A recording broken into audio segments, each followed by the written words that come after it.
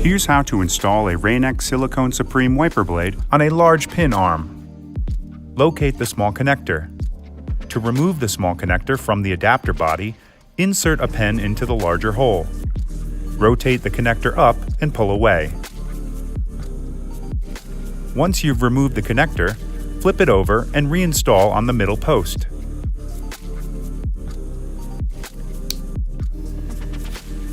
After you've removed the old wiper blade, make sure the wiper arm is in the up position.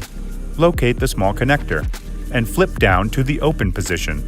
Insert the large pin into the larger of the two holes, pushing all the way through. Press the connector down until it locks into place with a click.